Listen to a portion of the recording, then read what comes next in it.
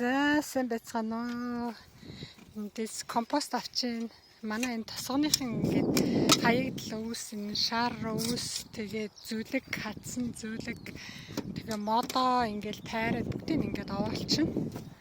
Тэгээд энэ 2 жил болох юм бол ингээд компост болчихно. Тэгээд энэ бараг 5-6 жил болж байгаа хөө. Наанаас нь ингээд төрөл аваад байна ерөөсөө. Тэгэл цаа талд нь ингээд шар өвс, хаягдл, ногооны хаягдл ерөөсөө тэгэл цэцэрлэгээс гарч байгаа бүх юмыг хаяна. Тэгэд ийм гоё шороо гарч байна энэ чинь. Компост одоо энд ингээд тарихад бол өстой айгүй сайхан ургана.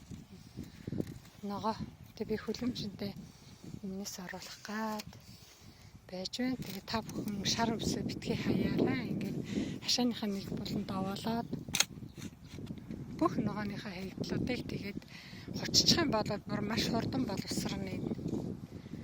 За ингээд та бүхэн компост өөр өстөө бэлдээрээ. Та нар одоо энэ компоста юу яаж олно ш? Ногоо могоогоо арилгаад төмөс луу муугаа арилгаад арилгасан юугаа хашааныхаа нэг буланд авчил булаад ах юм бол тэнд чинь нөгөө чиг орхоо үржээд энэ хөрс чинь ирүүлчих байхгүй юу те.